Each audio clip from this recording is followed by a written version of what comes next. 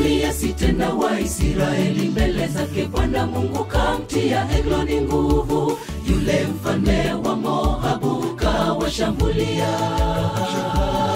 akauteka mji wa Yeriko, mji wa mitende tena akautwaa.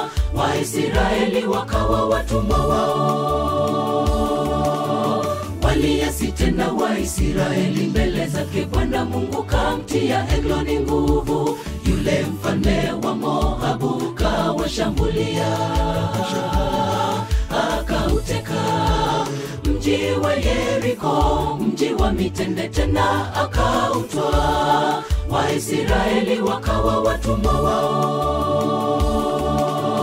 Walipomlilia Mungu akawainulia Mwokozi, Ehudi mwana wa Gera Mbenjamini. Waisraeli wakamtuma kwake mfalme awapeleke zawadi yao. Akajifanyia upanga wa makali kuwili, waseme kwa faraga, wakamuua mara.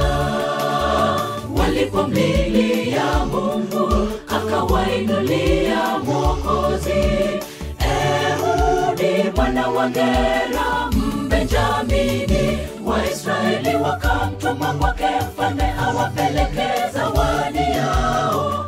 Akajifanyia upanga wa makali kuwili, waseme kwa faraga, wakamuua mara.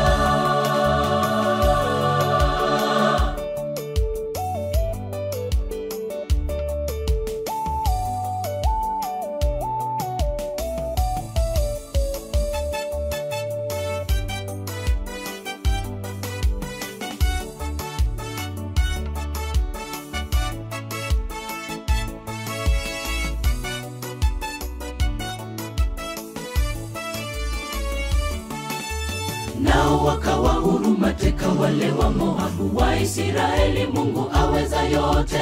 Yule mfalme wa Moabu agaga sakafuni, Ehudi akapenya. Nasi tumeasi mbele zake Bwana tukimlilia, atayasahau makosa yote tulotenda. Nao wakawa huru mateka wale wa Moabu. Waisraeli Mungu aweza yote. Yule mfalme wa Moabu agaga sakafuni, Ehudi akapenya.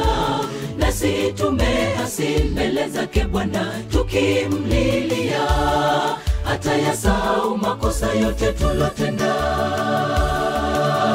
Walipomlilia Mungu akawainulia Mwokozi, Ehudi mwana wa Gera Mbenjamini. Waisraeli wakamtuma kwake mfalme awapeleke zawadi yao. Akajifanyia upanga wa makali kuwili, waseme kwa faraga, wakamuua mara.